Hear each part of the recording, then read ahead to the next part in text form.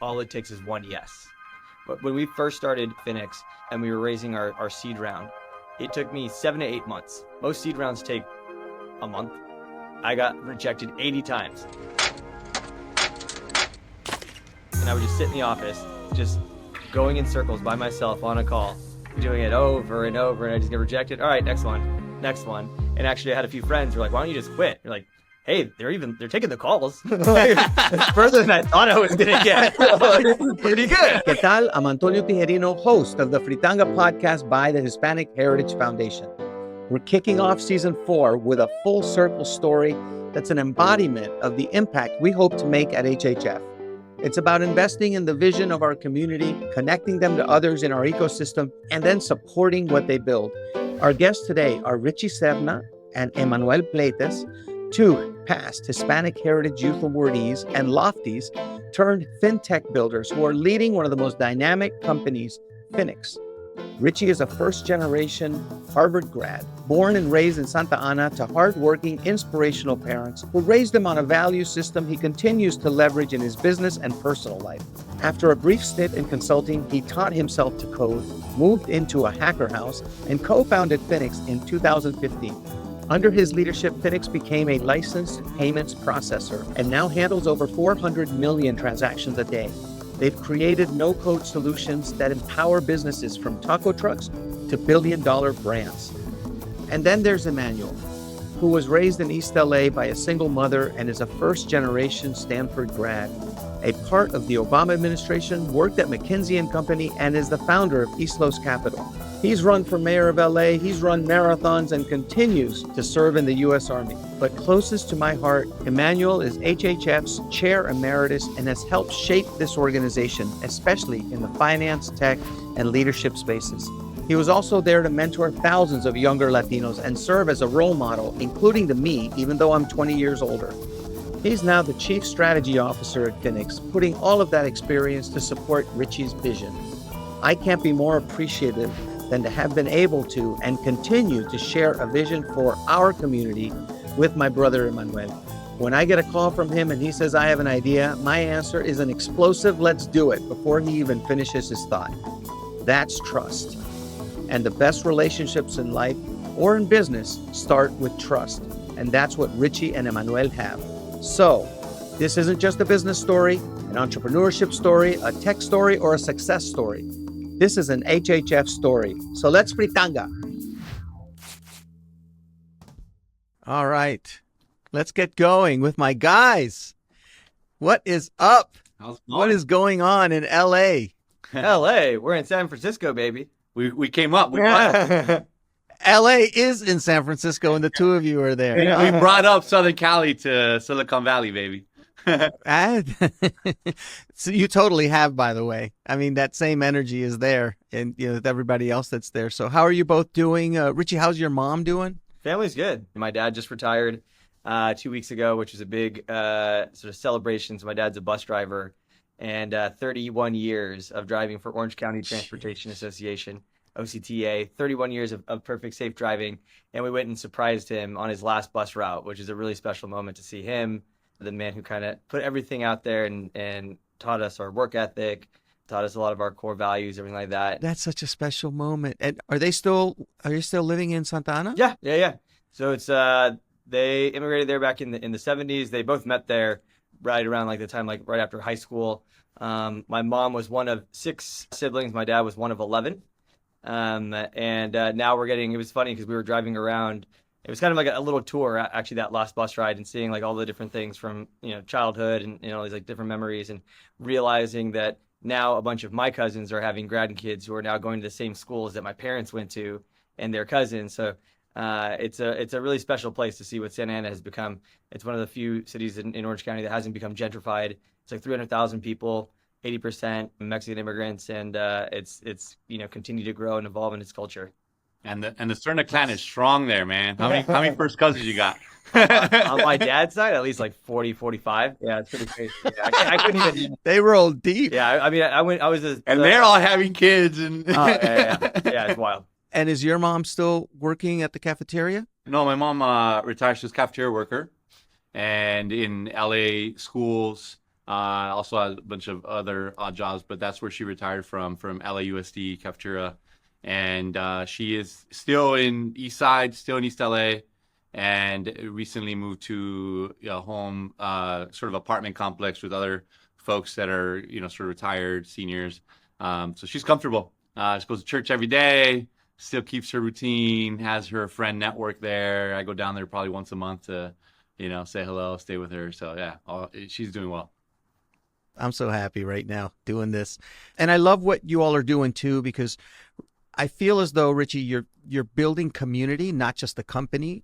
You've built trust, you've built solutions, and also let's not forget you're building competition too, because you're working with a whole lot of real competitors. It's that LA energy. That's why when I started, I was like, how's LA? Because you guys are LA up and down, and you're bringing that energy into this business. So how are you building that into your business? I mean, in startups, you talk a lot about culture and what culture really looks like. And it's one of those things that's hard to define. But I think someone once said it's one of the things about how people act when you're not in the room.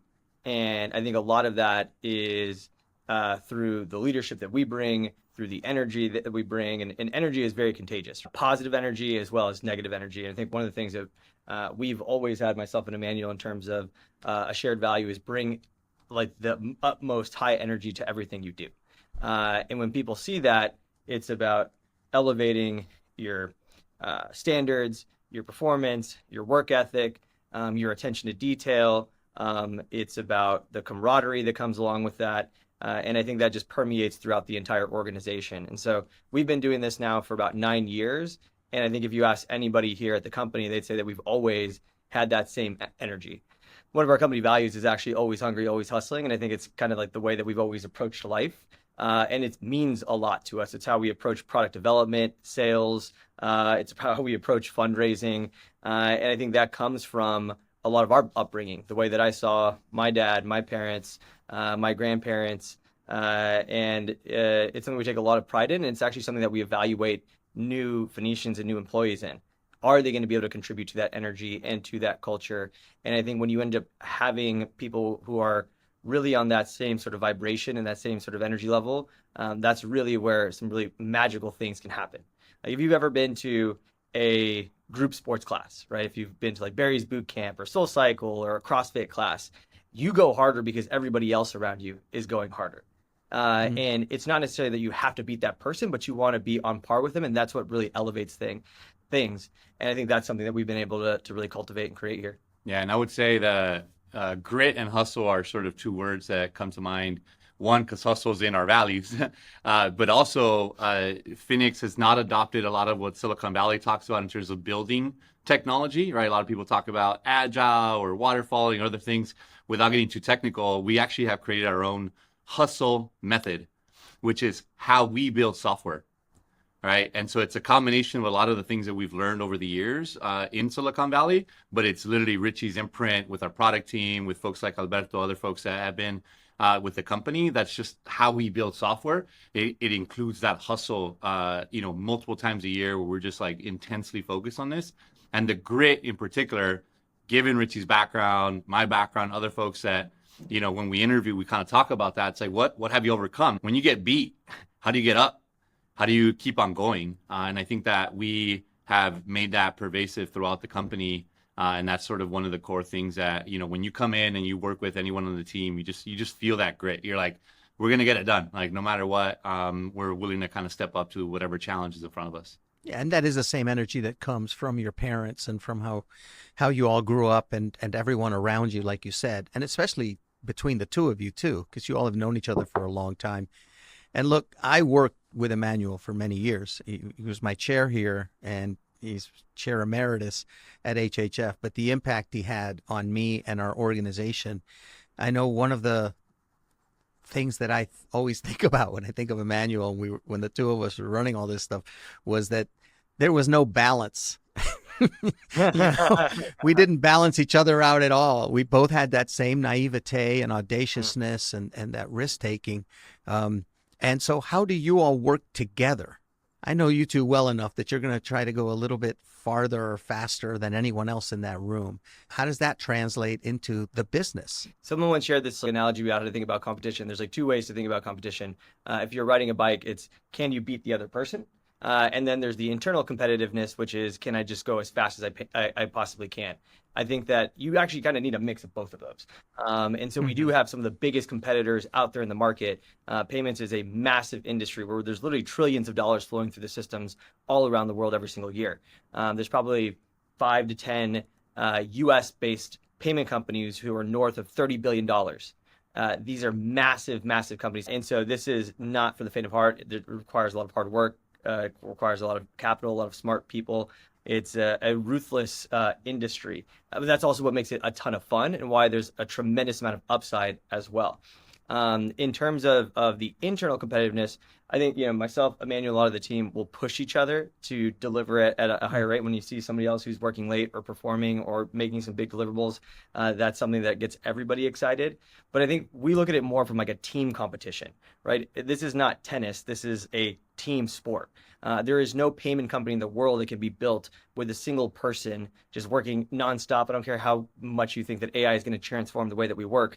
You have to have so many different skill sets from engineering, sales, product, front end, back end, infrastructure, compliance, legal, and a number of different areas where nobody has the broad expertise in all of those areas. And you have to be able to get all of those domains to work together almost seamlessly.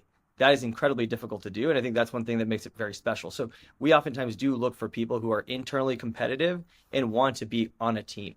And that's difficult to find, people who are not just optimizing for themselves. I think you even see it amongst, for example, our sales team. Salespeople are naturally competitive. We actually end up finding a lot of sales individuals. I'd probably say 75% of the sales team members that we have played college sports. And we have two different sales motions. And so they want to win, right? They've been trained their whole lives to be able to win, to compete, and they want to be able to hit their numbers. However, they're excited when somebody else hits a big number, somebody else closes a big deal. We have this one Slack channel internally where we talk about, it's called our Victory Vault, and all the deals that get closed get published in there, and everybody is pumping each other up. Yeah, I would say you already know us that we're competitive, right? Yeah. We both came from pretty humble beginnings, making it to the top schools, but we knew that wasn't it, right? Like it was like the next level, right? Me going into Wall Street, right? Management consulting at the top firms, right? Running for office, at a young age to try to beat folks 30, 40 years older than me, right? Richie learning how to code and then building a company to take on the most highly valued private company in Silicon Valley, Stripe. It takes a lot of guts and competitive streak to go after it. So those are the things that we already bring to the table, but then it's like, you can't expect every single employee to be like you, right? They're all different. And so it's how do you then create those things like Victory Vault, these other sort of kind of micro actions, micro sort of, scoreboards that's still collegial, but allows everyone to kind of know, hey, we're in the game, you got to perform, but we're all here to support each other, right? And so those are sort of the translation of not just, hey, I am who I am and you all should be like me. No, it's, I get it. You all come from different backgrounds. How do you then do those things to create that competitive culture back to those same values that, Richie was talking about earlier? Well, let's go back then, because even though I've known both of you since you were in high school when you received our youth award for the LA region, but let's go back to that journey of growing up and the people and the values and the fights that shaped you, So Richie, you shared that your first exposure to pitching wasn't in a boardroom. It was actually watching your mom knock on principals' doors in Irvine with your test scores saying, "Will you take my son?" What do you carry from that moment into how you lead, build, or bet on others now? I think one is the tenacity to just get rejected over and over again and just realize that all it takes is one yes, right? Every time you're pitching, if it's for a VC or if we're doing a political fundraise, you're going to get way more no's than you get yeses. But that one yes can be the trajectory changing moment. And I think that's something that often people get deterred by the first few no's. And you're like, When we first started Finix and we were raising our seed round, it took me 7 to 8 months. Most seed rounds take a month, maybe. I got rejected 80 times, and I would just sit in the office, just going in circles by myself on a call, doing it over and over, and I just get rejected. All right, next one. And actually, I had a few friends who were like, "Why don't you just quit?" You're like, "Hey, they're taking the calls. Like, it's further than I thought I was gonna get. This is pretty good." Is that right? It didn't get you down to be rejected? No, I think like when you just seen other people like my mom just get That is rejected. Like unbelievable. Emmanuel saw this last time we did our Series C. I did 150 pitches. And like, were there moments when you're just like angry about like, man, I got to do another one? Sure. But like, was I ever down? I was like, no, I wasn't down. I was like, all right, get to the next one. Get back on, baby. Man, all right, get another one. Well, and I think part of that also is, at least now, is the self-awareness and reflection and growth mindset of saying, all right, what didn't I nail there? Like you'll ask Emmanuel, like every single pitch he's seen me do, I'll be like, right after, where's the feedback? What did I do wrong? What could I have tightened? Like go back through the deck because it's my job to like really nail that. And so I think that was part one. I think the second thing is that you don't have to follow the rules. And when I saw my mom do that, like the rules of like the local school districts were you can't go from another city and go into Irvine. Irvine, for folks who don't know, is like literally the second safest city in all of America, has some of the best public schools. Where I grew up in Santa Ana was basically the exact opposite of that. And I don't even know like what inspired my mom to do that, but you weren't allowed to, but she still did it. And she didn't ask for permission to be able to go and do something like that. She knew that was what it was going to take. And I think that is a part of creating a startup is you don't have to wait for someone to tell you like you can or can't do something. You can just go and get going. And it's that inertia and that initiative of just trying things that can lead to some incredible opportunities. I think that's something that was the other biggest takeaway. And a lot of people who have ideas just get stopped by, what do I do next? Like, what do you do from an idea? Like, part of it is just go and start trying, start talking to people. And I would say, just on that, Tony, what we've learned, I think Richie and I have both taken, is that now that we've reached the heights, Harvard, Stanford, Goldman, McKinsey, the best places where we've seen the most talented people and the wealthiest people in the world, we see them cutting corners all the time too. Like they got the money and they're like, oh, that's the rule?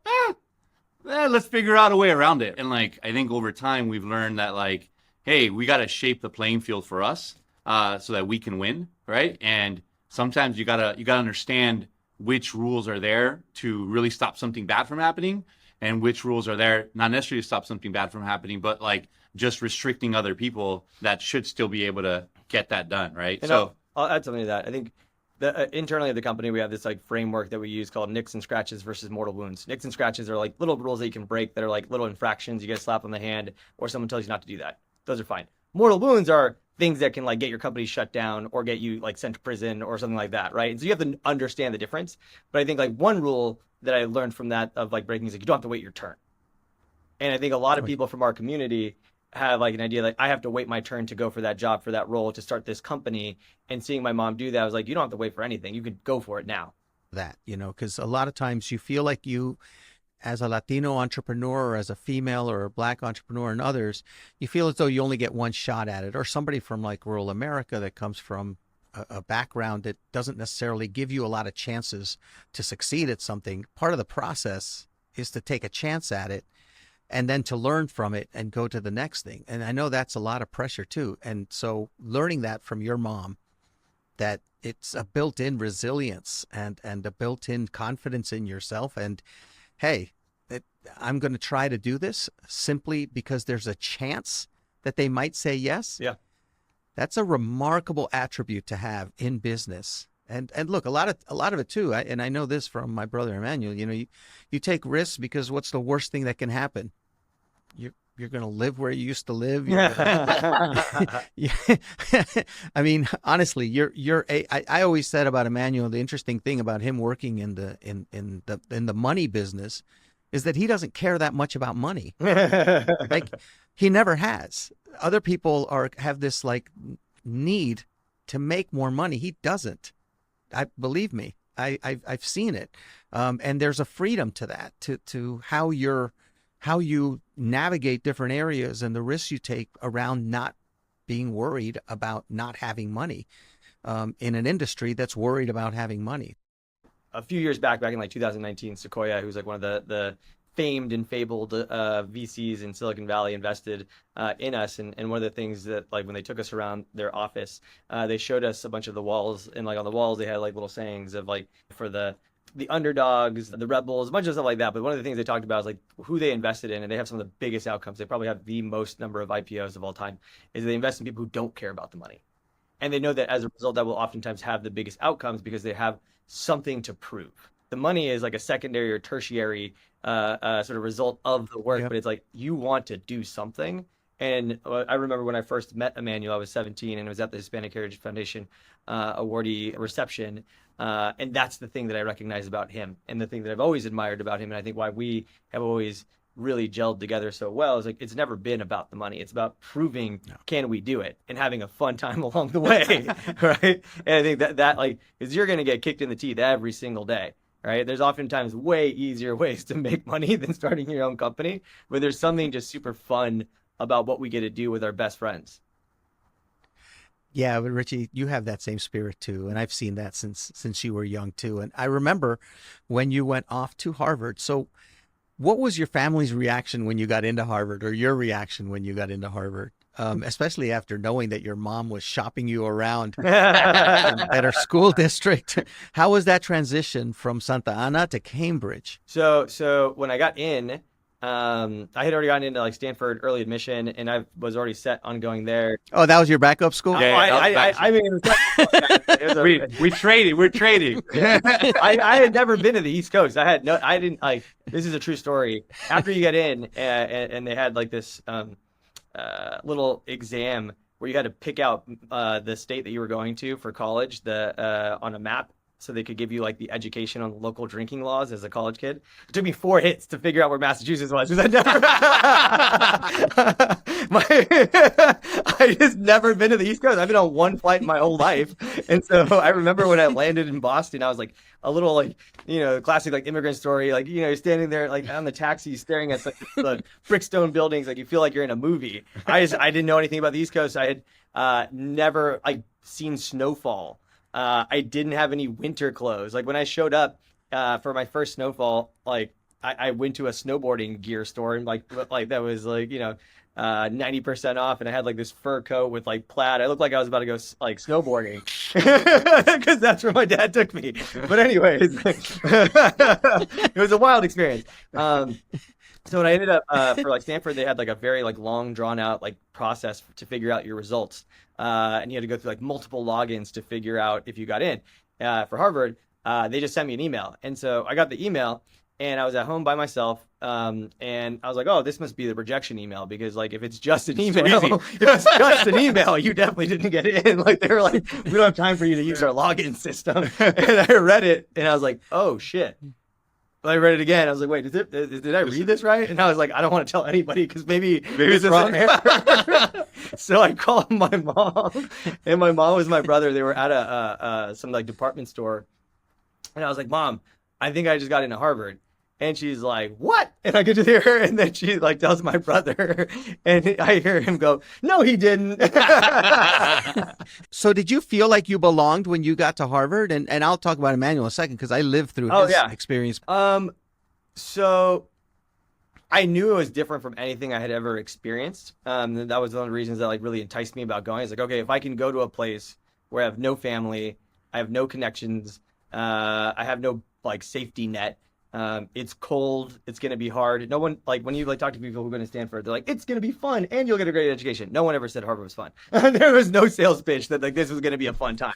Like it was going to be hard. And I kind of liked that element of it. When I got there, I would say that I had a short period of imposter syndrome for sure. And it was the first, sectional that you have. So you have your course, and then you have like the little, like small, like 8 to 10 person group that was there. And usually you talk about whatever was on the reading materials for that week. And this kid I'll never forget it, was like, well, as you know, that like the way that Karl Marx said, and da da da da da, and he started straight quoting a book, and I was like, wait, that wasn't on the syllabus, and I was like, looking at I was like, wait, what the hell? Like, oh, wait, this guy quoted a book and it wasn't on our reading material. And then the next guy goes in and he says like some SAT word that I just studied, but I never had used in a real conversation. I'm like, that was just an SAT word. You're not supposed to use that in real life. And then like, I was like, oh shit. And like, there was like that moment of, oh man, you're not in Kansas anymore. You know, like that kind of like experience. Yeah. And then I did my first like midterms, and I didn't fail. All right. Like, did I get straight A's? No, but I got like B pluses and things like that. And I was like, oh shit, I can do this. And I think it was like that element of, am I behind? Sure. But can I catch up? And I think over the time, when you start to meet people who come from those backgrounds, I think one thing that like stuck out, we had a bunch of kids whose parents were lawyers, doctors, had also been legacies at the schools. Yeah. And you see their younger siblings, and their siblings are like 7 or 8, and they're using those SAT words. And what you end up recognizing is that it's because they're being exposed to it at such a young age. It's because their parents use that in the normal course of conversation. And it's not that I'm dumb. It's that people just didn't use those words where I grew up. And then after a few months, then you start to like develop, you know, that vocabulary, and you become more confident in that. But I think that was like the first moment of it. And then you're just like, you can catch up. If it's that race, yeah, they're a little bit further ahead of you, but you're racing just as fast, if not faster, and you'll be able to catch up. What about the cultural part in terms of making friends, in terms of the social aspect of it, or extracurricular activities? How did you find your group? Yeah, I think I was very lucky, because where I grew up was, again, 80% Mexican American. It was funny. I remember when I was in middle school, one of my close friends was Persian. His name was Amir Ali. And he said something about like not speaking Spanish. I was like, oh, you don't speak any Spanish? He's like, no, I'm Persian. And I was like, but you're brown. Everybody I knew, I had known this guy a big chunk of my life. And I was like, wait, there are brown people in Santa Ana who aren't Mexican? Who aren't Mexican? I was like, wait, what is going on? It's right. So like, I that's all I knew. And then when I went to high school, as mentioned, I transferred to Irvine. Irvine is like the exact opposite, right? There's maybe 10-15% of people there who are Latino. And there are none of them in the honors classes, and it's predominantly white and Asian. And that was my extreme culture shock. Like I remember the first week going, the first day that I got on a campus, I had to meet with the principal. And the school that I went to in Santa Ana had fences, gates, security, police everywhere. And the school that I went to felt like it was like an outdoor shopping mall. There was no gates, no fences. And so I sit in the principal's office, and she gives me a little spiel, and she's like, do you have any questions? And I was like, oh, I only got one question. Why don't you have any fences? And she was like, what? That was your question. And she's like, excuse me? And I was like, doesn't everyone just ditch?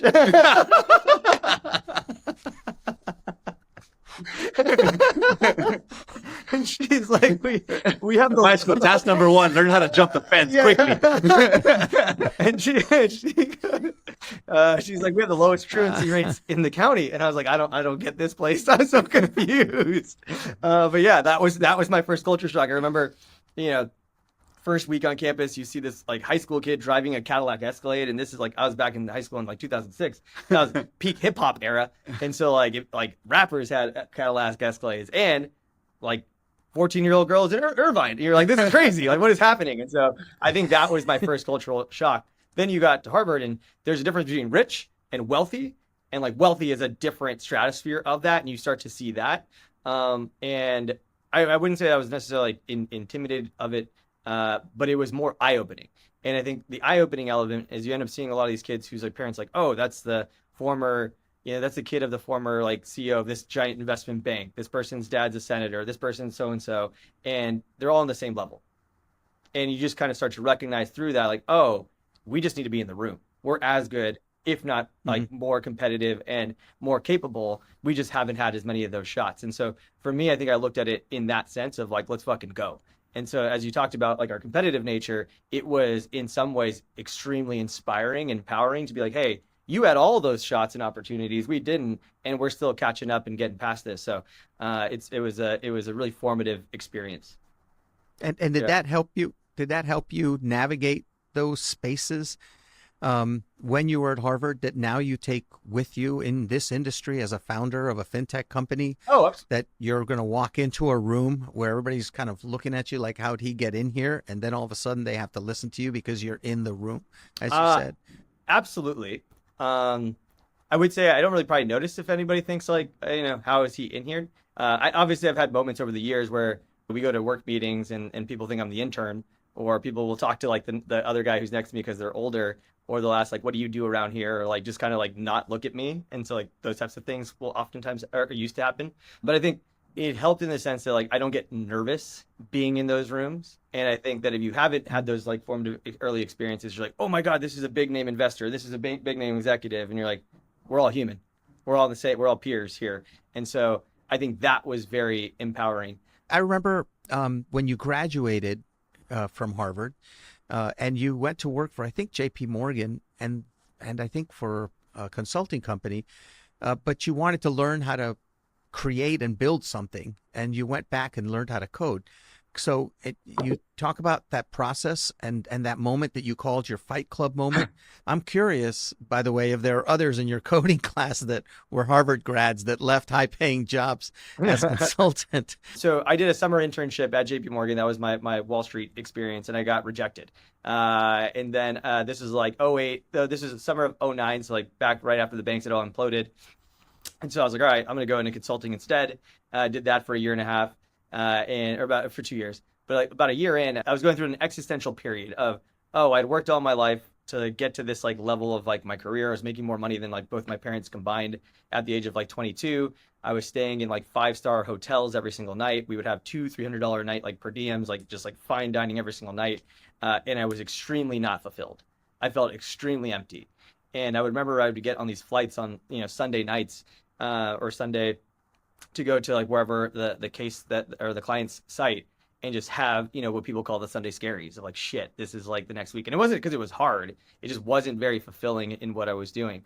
And so over that time, I just started kind of buying stuff like for my apartment and stuff like that. And just like, just accumulating crap in my apartment. And like, if you've seen the movie Fight Club, he has this moment where he's going through this like IKEA like magazine and figuring out what else he needs and kind of basically fill the hole in his like soul. And it basically had that kind of like experience. I was like, man, I got to do something else. Part of me was, well, if I'm going to sell my soul, I might as well sell it to like the highest bidder. So I thought about going to private equity and hedge funds because like they made a lot more money. I kept getting like final round interviews with some of the biggest like private equity shops, and I'd always get rejected at the end. And they were like, well, you're not as fast as the investment bankers at financial modeling, and that's what you need to be able to do. And so the late stage private equity guys pushed me down to the growth stage guys. The growth stage guys pushed me down to VC. During that time period, I started reading TechCrunch. And so this is like 2010 to 11. Facebook had just IPO'd. Pinterest was like all over like, the sort of zeitgeist, and people were super excited about it. And you start reading these articles in TechCrunch of effectively kids, young adults in their 20s and 30s who with just a laptop were starting these multi-billion-dollar companies. And there's never been a period in human history where people could do something like that. Some people could take these types of generational swings, and not just in impact, but in creating new wealth, in starting their own companies and having that level of autonomy. And so I started working on a few startup ideas with my buddies. And every time we would get past the ideation phase to that actual like product, you have to build it. And none of us knew how to code. So we'd go to our engineering buddies and ask them about, hey, would you help us build this? And they'd all say the same. Everybody comes to us. Everybody goes to their engineering buddies and asks them to build something for them for free. And like, why do I need you? and so a bunch of my consulting like colleagues were like, why don't you just pay a bunch of like engineers offshore in India to do this? And like, save up all your money and they can build the app. And you're like, well, I know enough that like building an app isn't just stopped there. You have to like continue to build on it and iterate on it. And what if the first idea isn't the one that like works? And I spent all of my money on that. And so I should probably have the skill set to do it. And so during that period, there was this TechCrunch article that came out about people moving to San Francisco to learn how to code. And so some guy had made a bunch of money on his startup and thought he could teach other people to code. And if you think about it from like a college perspective, right, you go to college for 4 years, 2 years are actually in the course of where you get your major.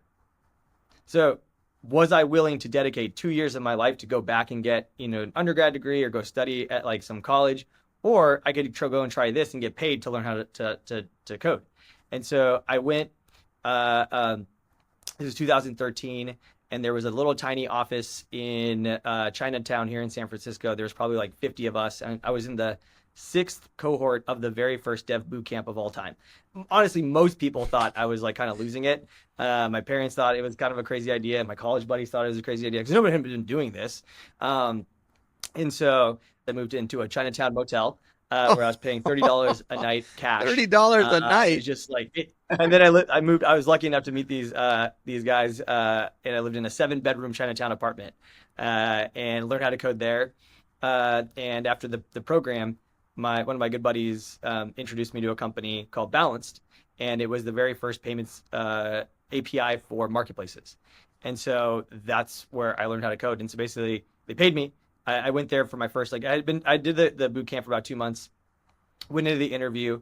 I actually found the email not too long ago, and I had just emailed them incessantly asking them for an interview.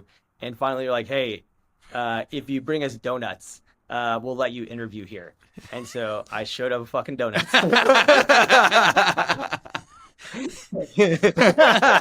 Oh, my look what my mom did, right? It's the same thing. Whatever right? it takes. And Mama Serna right there.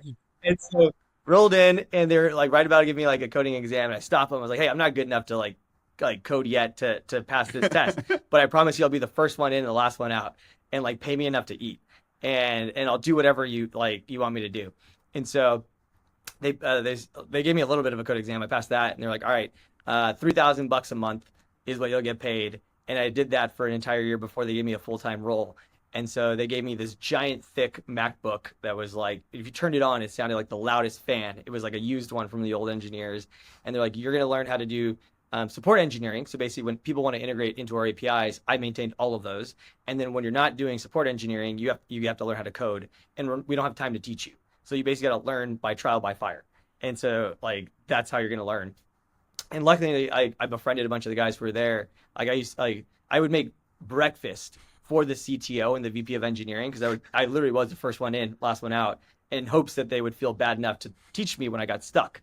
And so that's how I learned. Yeah. Where did you learn more? At Harvard, or in those years that you were learning code and working with this crazy situation? It's just a different kind of education. It's a different type of learning. I would say everything from like college onwards, even till today, like I if I'm not learning, I'm not like enjoying it. Like we talk about how we need that intensity every single day for us to feel like fulfilled. And so, we're not the type of people who go, out on a beach for a vacation and just lay there. Like if I go on a vacation for like 3-4 days, I'm on the beach, I'm like, I gotta go, I gotta get back, I gotta do something. It's gotta be something like very active. And so I think that's the thing that's been the most fun thing about running a startup, is that, I'm 9 years in and I'm still learning as much as I did in day one. It's a different type of learning, and it's a different type of education. Every year the problem set changes very dramatically, but it's the most fun thing I've ever gotten to do. It's funny when you say first one in, last one out. I just have to tell this story. So, Emmanuel, I don't know if you remember when you were working on that one presidential campaign, and I talked to someone about hiring you on at some point somewhere, and I was like, no, you'll never have to worry. His work ethic is through the roof. He'll be the first one in and the last one out. And at one point he calls me and he goes, I'm trying to beat this kid to the office. I don't know. Well, I found out later that you were sleeping in the office because you didn't have anywhere to go. And it turns out Emmanuel's like, because I don't go home. And you were like sleeping under a desk or at the office or something. I was laughing so hard. I was like, I can't beat this kid. And I'm getting there. Like, I'm trying to beat him and he's always there. And it's like, well, I found out later you were living there. So let's go to you, Emmanuel. So your journey began in East LA and led to Stanford. And then you ended up going to Goldman Sachs, the White House, the U.S. Army, and running for elected office, which is, I know, where you reconnected with Richie, I think. And then you were my chairman. And then you're doing the work with East Los Capital. So can you talk about that trajectory as well? Yeah, it's been a winding road. But I would say a lot of things we talked about earlier, like I've always had a little bit of that LA swagger. Even getting to Stanford, like I knew I was confident. I've always been confident. But then you realize you have a little bit of the imposter syndrome or whatever it is. But like I was like, oh shoot, I am years behind. Mm-hmm. I got to catch up. And then you were like, do I have time to catch up? And I actually came to the conclusion that if I played by the same schedule as my peers, I was not going to catch up. Because if you want to get into Wall Street, you have to have an internship by your sophomore year. I was in my sophomore year not even knowing what Wall Street was. I learned about Wall Street until my fourth year in college. So at that point, I was like, okay, basically if I start now, I'm never going to make it. So I just like started trying to figure out how do I create my own playing field? How do I do my own things that I want to do?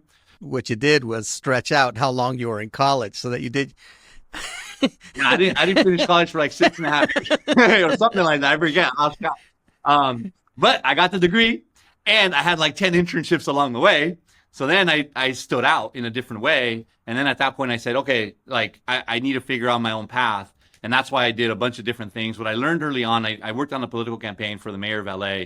And I learned that the mayor of LA spoke 70% of his time to people with money, right? Wall Street people, big business people. And so for me, I was like, okay, how do I figure out influence, impact? Those folks are making an impact in one way or another. And so that was sort of my way in to say, I need to follow the money and how it all works, understand how it all works. And so for me, I said, what I see at the top, everything converges, right? Whether it's arts, entertainment, technology, right? Big business, Wall Street, it all meets at the top.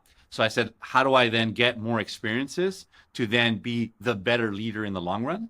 And so that's why my resume doesn't make sense. But I have a lot of experiences. And so now getting to work with Richie, putting it all in place here at Finix, and building a company that's going to be longstanding and impactful around the world, it feels like I'm putting it all together, right? My investment acumen to my just grittiness and operational work ethic, to then just understanding regulation, how that works, not being afraid of that, right? Not being afraid of asking people for money, being able to hire, learning having the EQ to know how to put teams together and all that. So anyway, putting all that into place, it's just been a winding road, but it's gotten me to where we're at. And I've made cool investments along the way, including being investor here, number one, or along with the first investors in the seed round. And so, this is my best investment. And so why not step in and, roll up sleeves and make sure it works. Make sure Richie doesn't get out of hand. Talk about your risk taking and moves that you've made that would honestly make Evel Knievel flinch at this point. I've actually had people call me worried about you, and they're like, can you talk to him? And I was like, what am I going to say to him? He doesn't listen to me anyway. But that's a very strong characteristic that I think both of you share, and that I share with you as well. Just to take chances, and ultimately that comes from believing in yourself and having others believe in you at the same time. Can you talk about that being kind of the core of who you are? Yeah, I mean, I think it all starts with I grew up with nothing, right? Like single mom, like I didn't have a bed till I went to college. Like I had best friends, get killed in the streets in LA. Like I came from nothing. So I'm not afraid to go back to that, because now I have a bunch of stuff in my brain and experiences that I can always come back, right? And so for me, it was like, how do I create my own playing field? How do I create my own situation where I can still make it? And so I had a job at Goldman Sachs. And then I decided to resign the day that Barack Obama won, and make it, 3 days later, I was in Washington, D.C. And most of my mentors advised against that, because they said, hey, you're going to go over there, and if you just piss off one person, you're not going to get a job. Right. And it was an unpaid for the transition team, but I took it, it worked out and I got a job. And so did that. Then I realized, okay, I'm doing all these cool kind of highfalutin things in Washington, D.C., being in the White House and the Treasury, but I'm not getting my core skills of financial modeling, understanding business problems at a more micro level. And so then I said, let me interview with folks, and that's how I got the McKinsey job. And I left this kind of cool, high profile job where like a lot of my friends were on this kind of fast track to be, super senior undersecretaries eventually, and that type of thing. And so I think I've over time taken these risks where I've said, you know what, it's okay to go sideways, even take a step down, because if you can accumulate your skills, you can be a better leader in the long run. So another example similar to Richie and how he got rejected by a lot of people in the seed round or had to like figure out how to bring donuts to get his first job. When I was trying to break into venture capital, I had run for office. I had no job. I enlisted in the military. I was gone for 9 months of training, and then I came back. And then luckily I knew a lot of people, so I would get the meeting. But I met with 100 different venture capital private equity firms. They all said I was interesting or to some effect, but they all said you don't fit. Right? Until finally I convinced one. I said, hey, what if I help you raise your fund? And then if we're successful, I get to be on the investment team. And I was already in my early 30s, and I'll take the role as an associate, which is basically given to people that are 24 years old.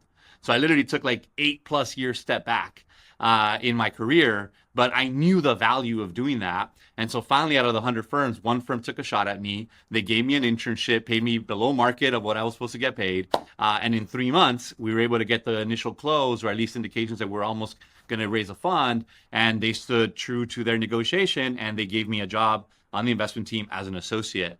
And so most people, I've actually advised a lot of people to try this. No one's taken my advice because it's scary, right? I was actually getting paid twice as much 3 years prior doing a corporate strategy job for a tech company, right? But I knew that wasn't what was going to give me the most upside. And so I took the risk, took a job that was half the pay, right? But I knew that if I sat in this seat, I would be eventually getting the skills to be able to build something bigger in the long run. So those are the things that I've taken with me. I'm not afraid to take the risk, and I now have enough experience at the highest levels that I know how it works, or at least I have a way better idea of how it works. And so now I'm just trying to put it all together. So when you were at Goldman, I remember you were in the Bay Area and you started a group of Latinos in finance and investment. I know that then you were on the LA pension fund board, and pension board. Yep. And the minute you were there, you called me up and you said, I want to gather everyone around the country who works in this space. And that's how you founded the Investors Forum that we're doing again, the 10th of it.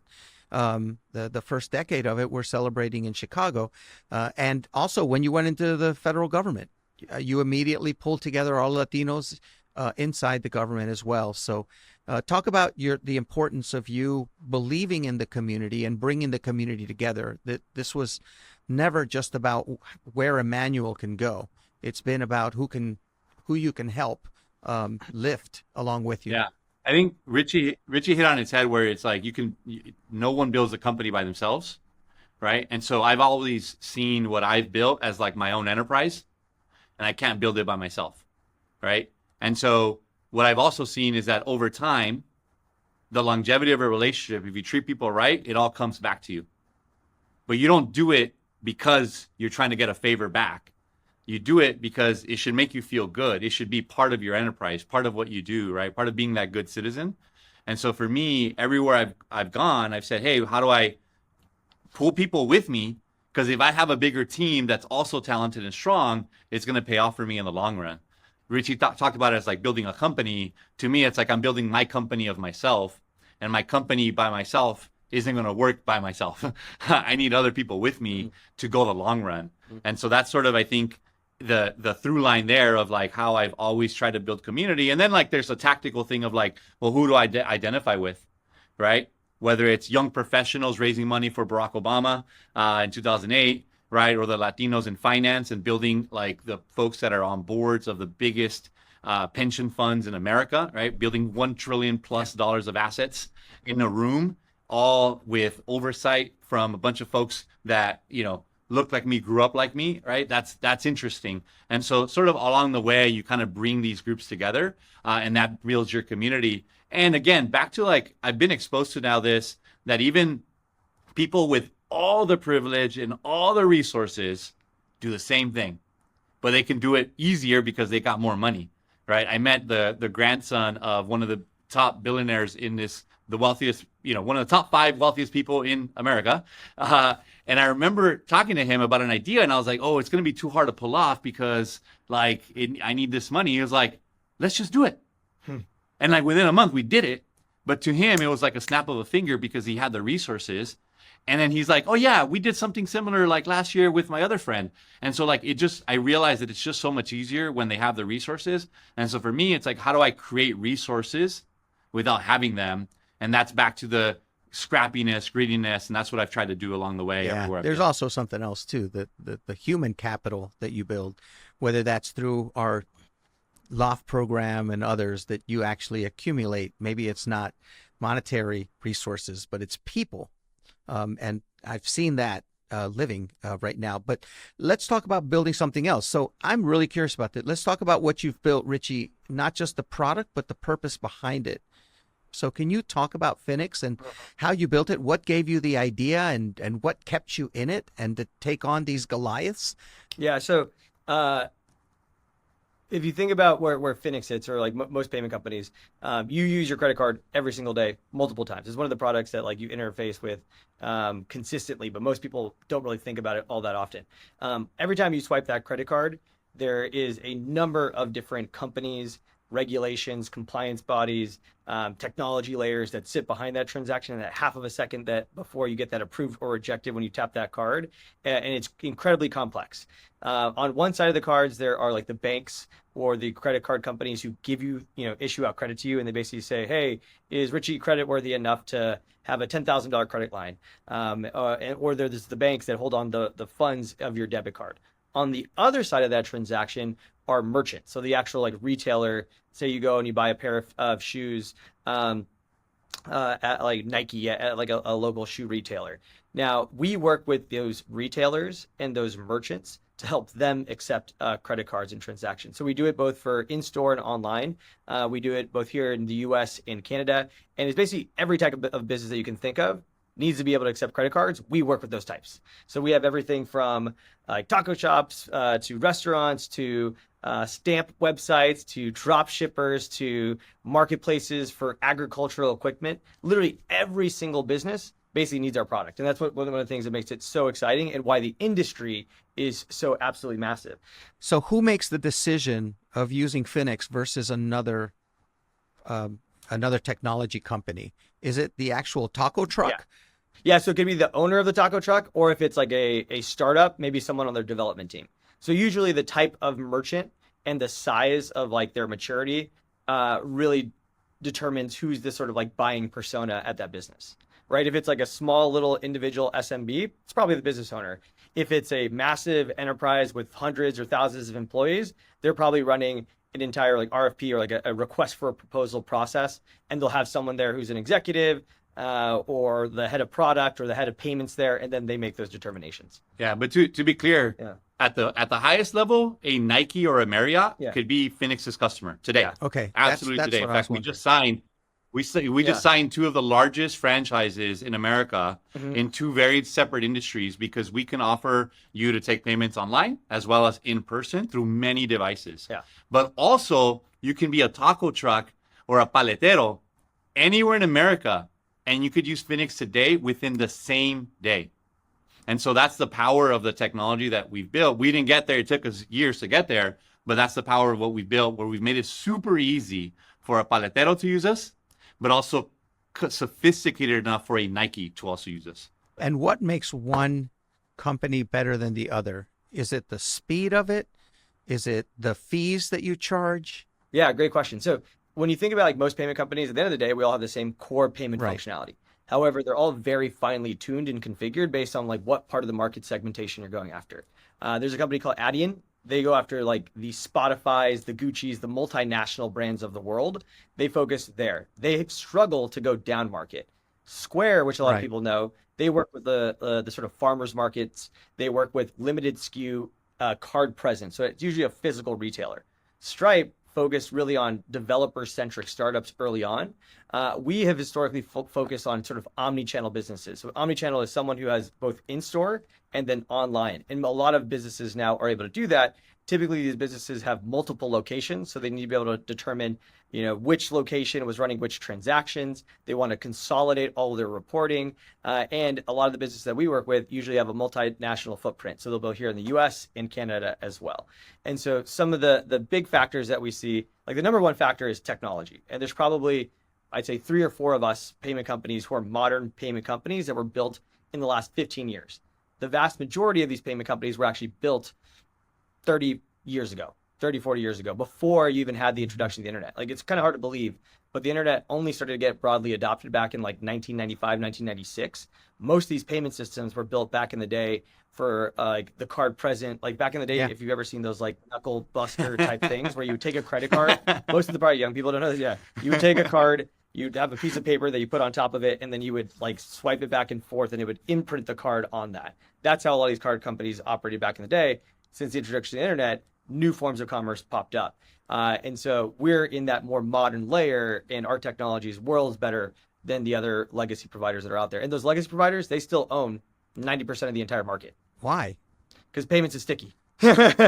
Payments is an incredibly sticky thing, right? Most people will stick with their current provider for like 7 to 8 years. I mean, you as a business owner aren't necessarily thinking about your payments either all the time, right? You just want to make sure that it's getting paid, but there's better new technology that's out there. And that's why you're seeing the shift to players like Finix and others.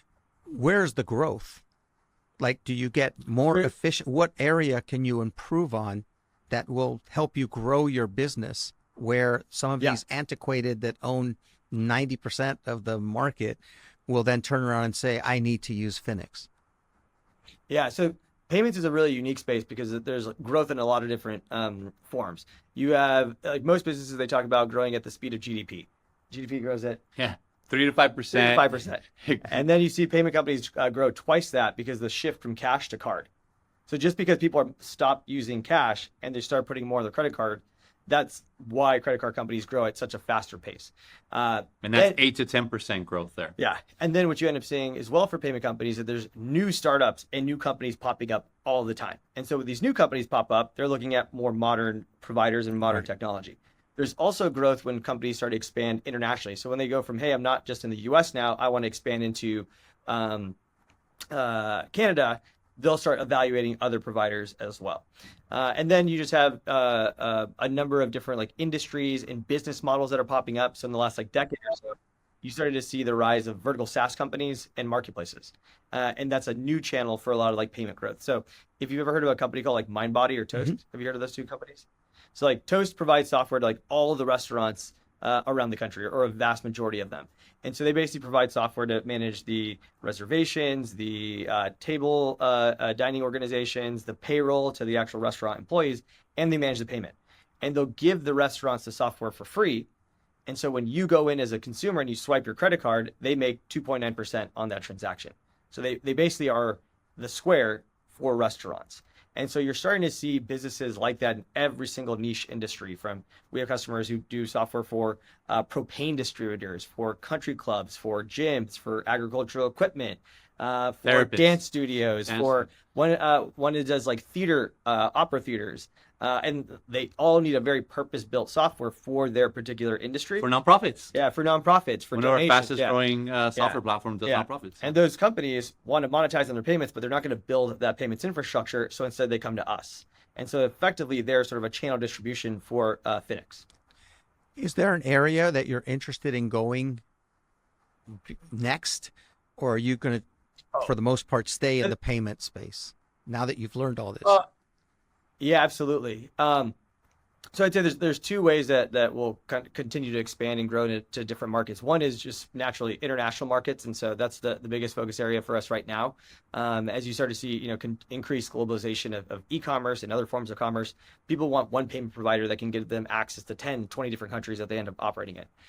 The second dimension of that is different product lines. And so our vision for the company has always been not to be the operating system for payments, but the operating system for fintech. How could you basically take all the products that you typically get from a commercial bank and make them accessible via a suite of APIs so we can make those offered to our software companies and companies that we power? And so when you think about a typical commercial bank, right, Wells Fargo, JP Morgan, and the others, they typically don't just have payments, they also have lending, they have card issuing, they have other commercial banking products as well. We want to make those accessible to our customers. So issuing and lending, issuing is like the actual card part of the transaction, so we could give you your own card and you can make economics on that, and then also lending to the customers in our portfolio. I'm also very curious about the start, when you first started, those chispas of ideas. that one can have, but don't get fomented a lot of times. Oh yeah. And so I'm trying to figure out, and I know I've been talking to Emmanuel about this for many, many years, and you too, Richie. I think we even talked a little bit about it in the fintech space. How do we encourage other people, specifically in our case, Latinos or others, to then take those chances on ideas and not feel the weight of the world on you to try an idea, because our investment pool is going to be very limited, or you're going to be talking to family in order to invest in that idea, and you feel like you're letting people down, while others can take different chances at building a business. Can you talk about the importance of fomenting those ideas, because they could lead to another Finix or another East Los Capital, you know? Yeah, I think oftentimes what also prevents people from wanting to get started with a company is that they think they have to have this like crazy new innovative idea that just hits them like a bolt of lightning. The reality is most people who start companies were working in that industry already, and something adjacent or V2, V3 of that product is what becomes the big company. And so at Finix, I worked at a previous payment startup that did something very, very similar. And that was what we kind of viewed as V1.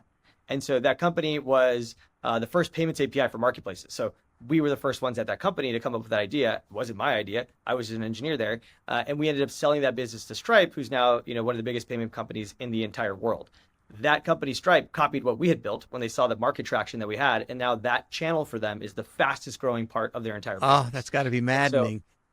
Oh, yeah, for sure. Well, here comes Finix. Yeah. And so when we sold, myself and a bunch of the other engineers and folks from the company were like, why do we sell? Like, we're kicking Stripe's ass. Like, we can not just compete against them, we can win. And that's the mentality that we have here as well. Is like, know that we cannot just compete. We know that we can win because we've done it then and we're doing it again now. And I think that was part of it, was like, we just knew that we had sold too soon. And so this was sort of like V2, V3 of that company. It's like, let's get the gang back together and do it again. And so you actually see this quite often in the payments world in particular. Most of the new payment companies that pop up, there's another company called Adyen. They're like a $70 billion payment company that went public, I don't know, 5-6 years ago. This was their second time doing the same company. And so oftentimes it's just like, how do you build a better mousetrap? Mm-hmm. It's not, hey, we need to go and like most people are not coming up with, OpenAI, ChatGPT-3 like type of ideas. They're, hey, here's this industry. I see that this part is broken. Let's just make a better version of that. And that alone is a way to get started. And I think for a lot of people who are trying to break into startups, go and work at an early stage startup, right? A lot of companies that you see popping up out of that end up getting a lot of funding is that they worked at one, not payment, but like a general startup, and they had an internal tool or service. And they're like, oh, this one internal product, everybody in Silicon Valley could be able to use. So let's build a company around that. And so it's a lot of that exposure of being around engineers, being around startups, being around innovative companies to see how they create new products and see how they think about innovation. And oftentimes that's where these ideas come from. So we close out these interviews with what brings you comfort. And I know how hard you all work and everything that you're doing for the business side. But what is it that brings you comfort? Is there food that you think of that your abuelitas might have made, or that your dads might make, or is there music that you listen to that gives you comfort? And then also, is there a book that you like to read that makes you feel connected to who you are? And I'll start with Emmanuel. I would say food is easy. I just got to go back to East LA. My mom's cooking. Like, I wish she would teach more people how to cook that way. In terms of what does she make? Huh? What does she make? Just Tamales? frijoles, arroz, some wrapped in a tortilla, burritos, all that stuff. She's just like, frijoles are just a staple. No matter what, everything's gonna have frijoles and some salsita. In terms of movies, I go back to my Days in the Streets, Bound by Honor. Talks about East LA. It just reminds, it's like so you said comfort, not best movie, comfort. Yeah. No, it's true. And then in terms of books, Richie's way more of an avid reader than I am. That's one of my deficiencies. But I remember reading early on Rules for Radicals by Sal Alinsky. It was about community organizing, and it was a little bit about the rules are not always in your favor, but you can influence in many ways. And I think that always having a little bit of a radical thought, may not be the smartest all the time, but could help you get to your outcome, right? And kind of knowing how to combine that. And so rules for radicals means that there really are no rules, and you got to create them and create your own environment to win. Well, that's a perfect book for you. How about music? Music. Oh, I love to dance. I'm a salsero. Salsero. I know. You were a stowaway to Chile at one point. I created a dance troupe on a ship going around the world with 27 people that didn't know how to dance salsa. I taught them. I used to teach salsa in the Bay Area in undergrad, so I love the music, and but I also, from a comfort perspective, I love my Mexican music, my corridos, my norteñas. I get down on the dance floor to all that stuff. I've seen it. I can validate that. How about you, Richie? Just give me music. Honestly, the thing that food. popped up when he said what gives me comfort is just a good day's work. That's it. Like I don't need to Oh man. I know but like when I think about like, yeah, you're like, oh, what's the upbringing? My dad didn't have comforts. My dad put in a good day's work, and that's what made him feel satisfied at the end of the day. And like, if I don't feel that, I feel the anxiety. Like, I sleep well at night when I know that I gave everything I had for that day. And then there's like a mental clarity that comes from that, and a sense of fulfillment. And so do I read? Do I like love movies? Do I love, dancing and concerts and all those things? Absolutely. But I think you have to be able to find comfort in the work itself. Okay, with that, thank you very much, Richie Serna, Emmanuel Pleitez, my guys. Thank you for joining us on the Fritanga Podcast. Now get back to work. Thanks, Tony.